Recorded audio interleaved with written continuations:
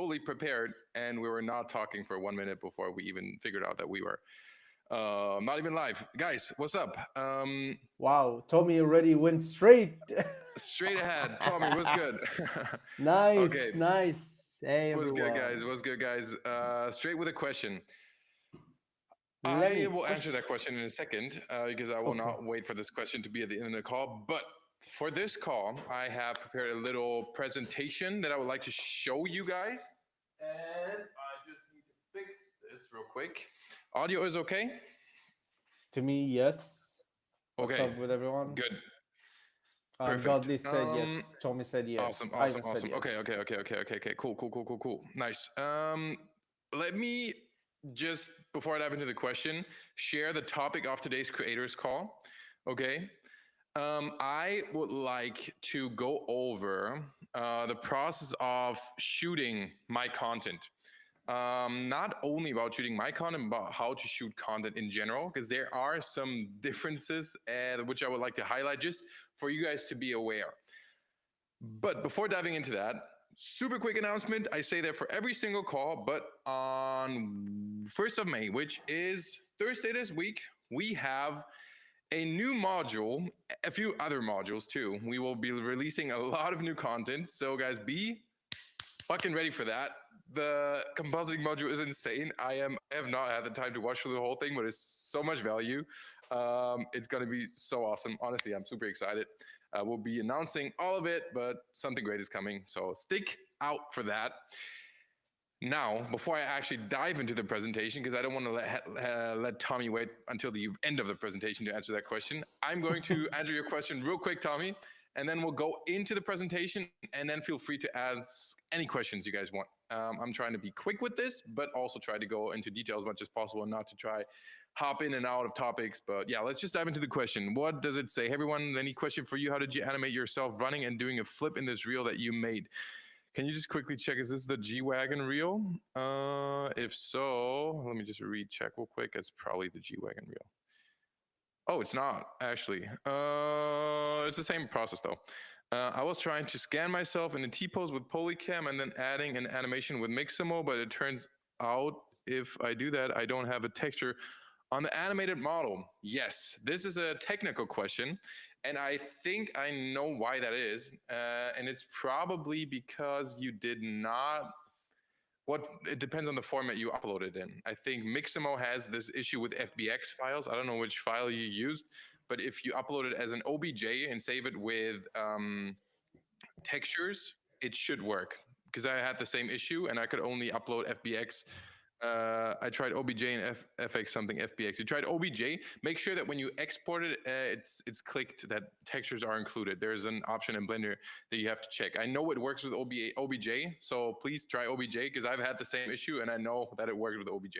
So just try maybe ChatGPT it, but it works with OBJ 100%. I've tried it.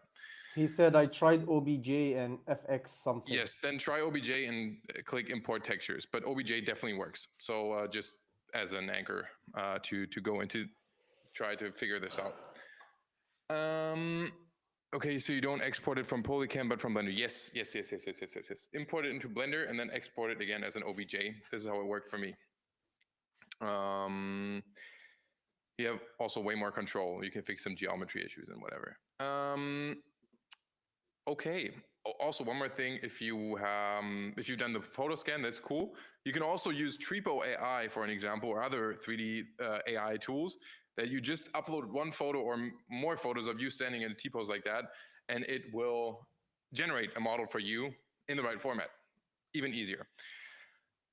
Cool. Super technical question, and now we're going to be less technical, but a bit more hands-on and more of a presentation. This is so cool. I feel like a teacher in school now because I've prepared a presentation. I'm ready to talk about it. So let's go. Screen 2. Here we go. Quick thumbs up if you can see the screen, please. Yes, I can see it. Also full screen? Yes, full screen, yes. Okay, cool. I know we had a call about what goes into creating a great concept. We've had a call about how to communicate with clients. We've had a call about how technical stuff works in Blender. But now we're going to talk about how I actually shoot my reels, so the production side of things, okay? I would like to give you a bit of a background about myself real quick. I know probably a lot of you know me from Instagram and all that stuff, but I want to show you that I've done more than Instagram before.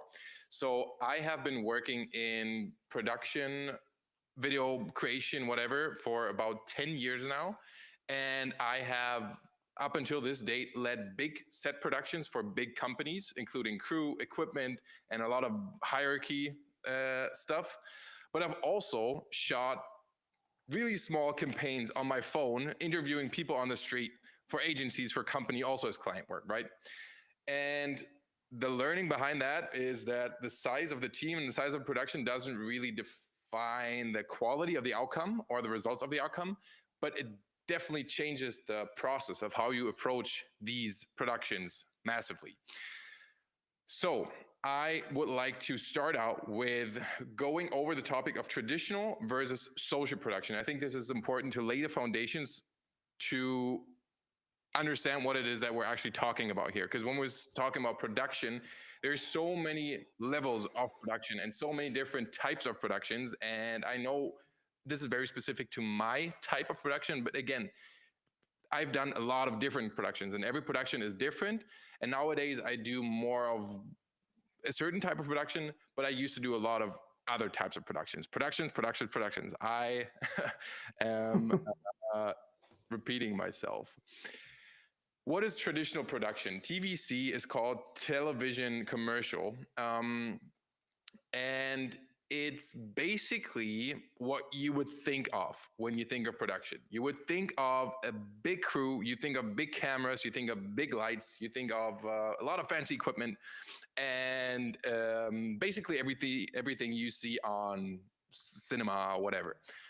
I have done these types of productions for brands, which is why I would like to highlight a few key elements of what comes with these types of productions.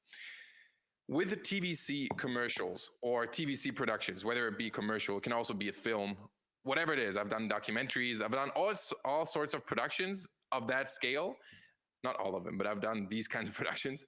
And they always come in with bigger teams that are required, meaning more people with more roles, different jobs. We have a lot of hierarchies in these types of productions. Otherwise, they will not work. We have a director on set, we have a DOP, we have a producer, we have a gaffer. They all have different roles and they stick to those roles. And especially when you're working in a big team size like that, these roles are necessary in order to achieve a final result. Because you can imagine, obviously, when there's a ton of people on set, you will not be able to do anything without any sort of hierarchy. Someone who's directing it, someone who's producing it, all these different roles. They always come in with very long pre-production phases. When I prepared my concept for Mercedes, I think I've spent at least 2 months just planning for it. I was not only the director, but I was also the producer in this one.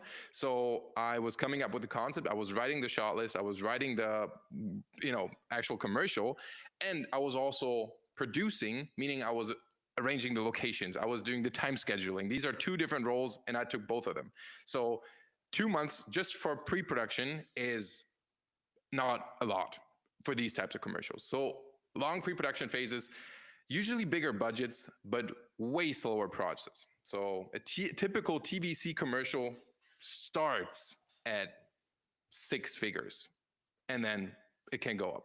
So just as like if you didn't know that, that's what TVC Productions is. And I want to compare it to social production, which is now what I do mostly. And they're often, I can shoot them myself, or I bring 2 to 4 people that are involved on set. I have more freedom, meaning less approval loops, more trust from the client, and less people that need to know about the actual final result that I'm trying to create. it requires a lot fewer resources than traditional productions, meaning I can focus on the stuff that is actually important in this case, which is the final result. So I don't need to have a crazy ass camera. I don't need to have tons of lights. I just need what's necessary, right? Do you I want to say have a something? question. Um, Uh, is it super specific to this, or yeah, can yeah, we to this put this? one, Okay, to just this yeah, one go particular for the question. quickly, like Yeah. if you are a solo production, so usually what kind of tools do you need? Do you need like, the gimbal and all that stuff, in order to like maintain or try to, solo like create or produce your own solo thing? I mean, when I talk solo production, I mean I put my camera here and I talk to the camera, right? Hmm. When I record a reel where I do a BTS of me explaining something, I put my camera on a tripod. I will not be able to shoot myself outside with a gimbal like this. I can do selfie mode, but this is not what I do, right? When I talk solo production, I can be in my studio, I can put my camera anywhere. It's just like this is the least that is required is me with a camera or even just a phone, right? So yeah, just fewer resources in general. Fair enough. It's usually a faster timeline, meaning the setup is a lot more flexible. I can decide when and what I do because the deadlines are usually a lot tighter too. So, meaning less time, but also less time needed to achieve the result, right? And that's the biggest thing for me, actually. I have complete ownership over the entire process. So that when I put out a reel, obviously, I usually include people that help me with it. But when I do a reel and I post it, I own the whole thing, right? And when I work for a big production company, or even if I'm just when I'm the director, which is the owner in this case, it does not mean that I've done all the work. It just means like I was the role of the director. It is not my reel. I was just the director for this project, right? So these are the main differences. I want to quickly talk about the topic of why I think, or not I think, this is objectively the case, why brands nowadays shift to social campaigns. It's a big thing, and I think you guys seen it. I just want to lay a foundation here to understand what I'm going to talk about later. And the reason for that is that social campaigns, as you probably know, are way more cost efficient than a big TVC production, meaning you will be able to get a lot more reach. Everybody's on their phone, that's the medium everybody consumes. There's still room for and places for TVC commercials, but it's way more reach and way faster turnaround time. Think of what you can do with a 500K euro budget allocated for a marketing campaign. Think of how many social campaigns you can create, how many views you can create just from that one commercial versus one TVC commercial that goes on the big screen, right? And one more thing that I think people sometimes leave out of the equation, especially people that are very passionate about the topic of production, is brands love real results and not the fancy gear, right? And that's something I've had to learn too, because I got so caught up in falling in love with the process of creating the commercial that I kind of stepped away from the actual result that we're trying to achieve with it, right? And I think this is something that comes with big productions like this. You have the vision, and then the vision is locked in, and then it's all about how to create the vision, how to bring things together, how to perfect the light, how to perfect the shot. Brands do not care to that extent, whereas they care more about the results and the numbers and how much are they going to get back from that investment. ROI, return of investment. What's the return of investment for a big social campaign versus a big TVC commercial? So that means that for you as a creator, all you need in order to work with a big brand like that is a strong idea, B, best case, proof it's worked, can be a reel that popped off. Usually that is the case. And some good negotiation skills. And you'll be able to work with a big ass company as a super small creator from your room. And that, I think, is the beauty of what we're right now experiencing, is that you don't need all that traditional background in production and have worked on so many commercials before you even get to work with a company like BMW or whatever, right? it's enough to have one proven concept, one cool idea, something that makes you unique. And that, I think, is such a, you know, such a cool goal for every single creator out there. Now, why I shifted to social campaigns, I think the reason is basically on the table, but I can move faster. I can do more projects. I make more money per project. I get to travel more. And I basically only need myself an idea. And I am someone who is very passionate about their work. I am someone who loves being on set and being around a lot of people. But what I think kind of makes social campaigns so more attractive for me is that I know that I can do so much more in such a little time and make more money with it, right? And it's more result driven than a big TVC commercial, for an example. I want to go over two types of reels. Now we're talking about my content, and this was basically just a foundation, but I want to go over my types of reels that I create and how they change in terms of production, right? I basically have two types of reels that I create on my account, which are client reels, sponsored reels, and creative reels. Simple as that. What differentiates the client reels from creative reels? The client reels obviously they both have different goals, right? And the goal for the client reels is obviously, it's on the table, it's delivering results to a client in a creative way and in my style. Best case scenario, I put out a sponsored reel and it goes viral and I was paid good money and a new client sees it and they approach me with it. That is the goal. What it comes with, though, is it needs briefing. I've done a specific video on how client communication can work. I've done a video about that. I've shown like the email conversation that I had with a client, and also how to write a good concept. Because again, you need to kind of convince the client to trust you and pre-align a lot of things in order to actually start producing, right? They don't give you the budget before you give them a concept, right?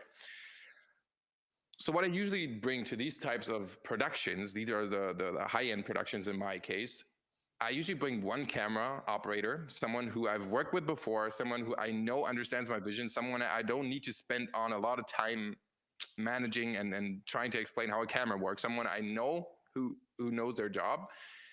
I usually bring one assistant who, I don't know, is responsible for gear, carrying stuff, setting up lights, just overall support. It's always good to have someone else on set.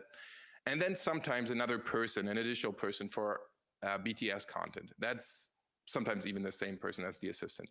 But you can see the crew size that I need is way smaller and it requires way less people. For me, capturing the BTS of even my client reels is very important because I'm convinced that everything can become a reel, right? It's just about if you can make it interesting enough. So, and that's also the beauty of it. You can have a project like the Mazda video that I've shot. I basically just had to capture one single shot for the video. That's the whole thing, right? I just needed one shot. But I brought in, I think, 4 people or 3 people, and they were all, one was responsible for the camera, but 2 were just responsible for BTS. Which means now I have so much more content, and I could have done the job just as easy as doing the one shot and then just leaving. But I was like, okay, I have the car here. I have the resources to bring in people. What else can I make, right? And I think that's the beauty of creating something in the social form. You can always think of more. What else can I create to make from this? How can I make this benefit me even more, right? And then there's the creative reels. Reels are usually a lot more chaotic, but also I think a lot more fun. The goal for the creative reels are, on my case, are to inspire and innovate. I want to use creative reels as a form of bringing eyes onto the account, trying to create something that people hopefully haven't seen before in that way, and best case scenario, generate a lot of traffic with it and not be restricted by any client restrictions or anything that the client gives me. I don't plan every frame for these reels. I don't know if that's like a misconception, but I don't have, usually when I shoot, I don't have a finished structure in place. For these types of shoots, this is how they are different from the client shoots. I don't plan everything, right? I don't plan every single shot. I leave room for adaptation, but that means that I need to have a certain vision in mind, and I need to be able to direct on set on the fly, meaning that if someone has a question or if some topics come up, I need to have an answer and I need to adapt quickly. um, and that's kind of the beauty, but also the pain that comes with it. You need to be able to adapt, but also there's so much room for creativity. And the only thing that is very important, or one of the things that is very important, is trying to understand what is new, trying to understand what is interesting enough to perform well, and also the risk of it not performing well and still putting the money and resources. This is what I do, right? I spent money on, for an example, a now I broke it. A Lego set I bought for a new reel. Fuck, I broke the whole thing. Shit, man. But I basically bought a Lego set like this, for an example, and I bought another one that is here. Spent a lot of money on it. Don't break it, please. To try out something, bro. This hurts my heart, bro. I'm such a big Lego fan. But this is kind of like what I love to do, is to spend and invest money on stuff that may or may not perform, but is new and especially is something that excites me, right? This is where the inner child comes out, but also from a business point of view, it's not just me playing with it, but it's also like me trying to create something outside the box to potentially get future collaboration with brands. And it's obviously a constant experiment between trying to do the client work while still maintaining to take the time to do your own creative work. This is, I think, where a lot of people struggle. And I tell you right now, it doesn't go away. Maybe it even gets worse, because you got a lot of sponsorships, requests, and offers. I still need to make the time to create a viral piece and a cool new creative piece. Best case scenario, the client reel performs well, but also is not the stuff that got you there, right? So you always have to think of I always have to think of how do I go back to what actually got me there, prove my point, and then do the next client. It's always a balance, and it's always tough. But this is the thing with creative reels. What is the creator loop? I think I basically went over it, but this is how I think of my business structure when we're talking about client production. Best case scenario, I post an organic content piece like the G-Wagon video back in the day that performs really well, got a lot of attention, managed to grow the account a lot of eyes were on it, and a lot of clients came in, right? So what I did is I used the client requests to do them, worked on them, and then get the budget. And now I have the freedom to create, hopefully, even better creative content to generate more views, right? And this is how I think of it. This is always a risk, always comes with a risk, right? I don't know if this Lego video will perform.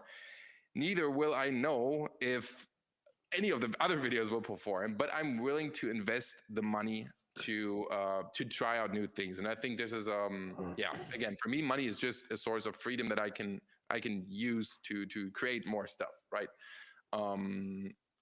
So this is basically how I think of the whole process.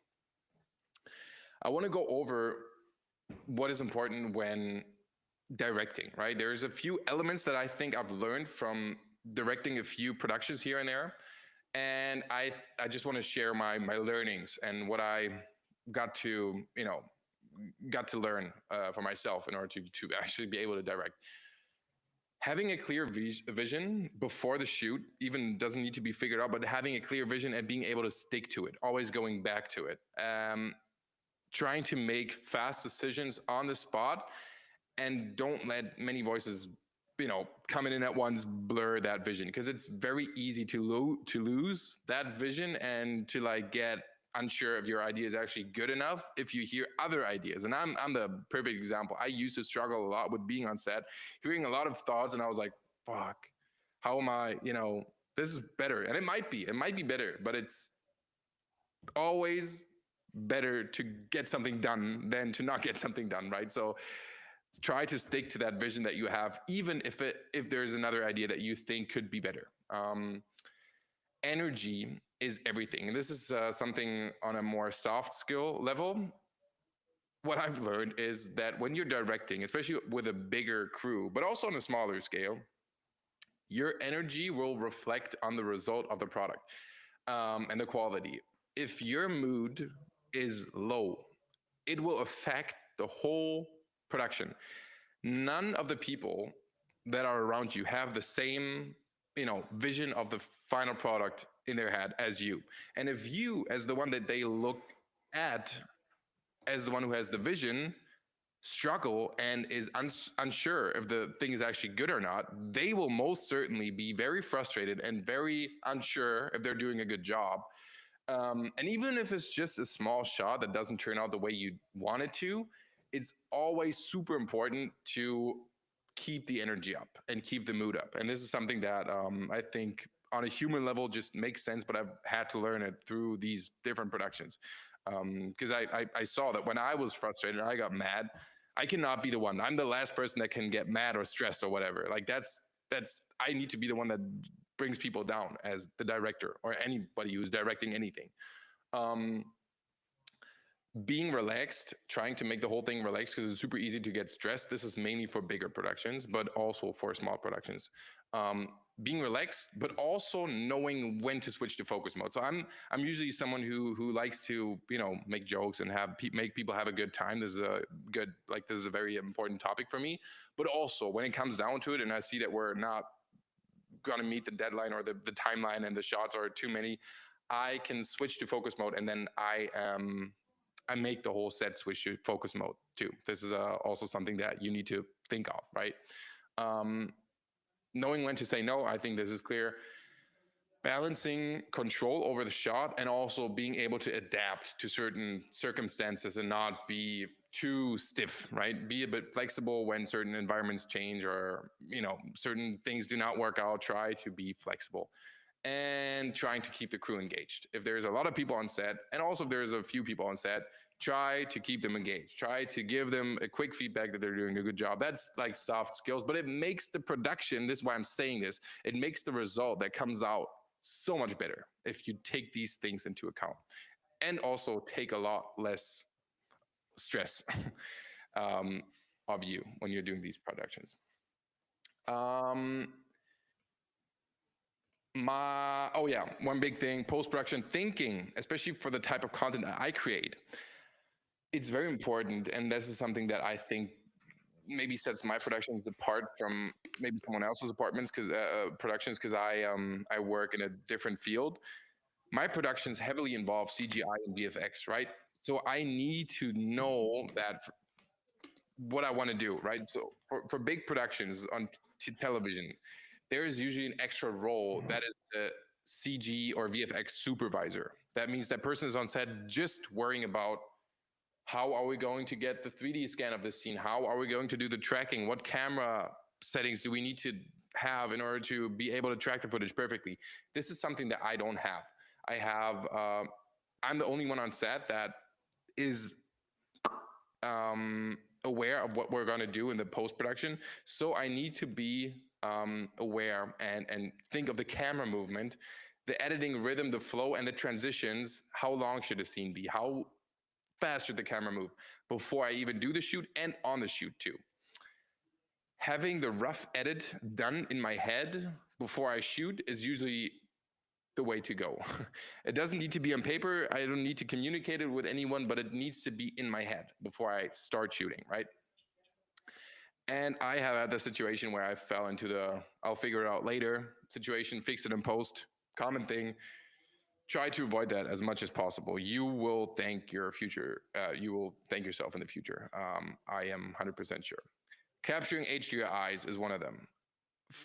Taking photos for photogrammetry and just capturing as many references as possible will get you there so much faster. So planning VFX and CG elements from the start. Where will I put the G-Wagon? Which direction should I focus on? Is it easier and saves me a lot of time if I shoot the shot on a tripod versus when I shoot it on a gimbal? When I shoot it on a gimbal, which areas of the ground do I need to focus on in order to be able to track the shot perfectly? Is the shot contrasty enough and has enough imperfections in it that the tracking markers will not bounce? These kinds of thoughts I need to think about on set, but also before, right? So, yeah, that's the kind of stuff that goes into thinking of the post production before and in production. The closing thoughts, and then I'm ending this presentation, is that real production versus TVC production or traditional production is not necessarily easier, but way different. It comes with a lot of different skills that are required, and I prefer one over the other, just because I am, as I said, more results driven and try to do more and more than I am. You know, I'm not so focused on the process and more of the result, right? And for these kinds of real productions that I do, social campaigns, it involves a lot more flexibility, a lot more speed, a lot more. How can I make a workflow more efficient that I can meet a deadline, even though other people would say it's impossible? I've had that with so many projects, and I always need to find a solution to make things move faster and more efficient than other people, right? And also coming up with strong ideas on the spot. If a client approaches you and they want a concept by tomorrow, you have to think of a strong concept. This is not the case when you're working in traditional TVC, right? You usually have a big conception phase, and then there's a lot of revisions, blah, blah, blah, blah, blah, back and forth. That doesn't happen with social media production, in my case. And yeah, this is one of the challenges, but I think it makes it the results so much better, and more, yeah, I don't know, just gives me more. So yeah, that was me with a long speech, but again, I want to refer to a few of the other reels. This will be a separate video in the Motion Creators classroom, but I want to refer to the other videos that I've done about client communication and also concepting. This is about production, but yeah, I think that kind of sums it up. I would love if there's some questions involved. I have. Love to see, love to hear. I already have for myself, Right. at least. You mentioned regarding behind the scenes, since you already like have access to the cars and all that stuff, right?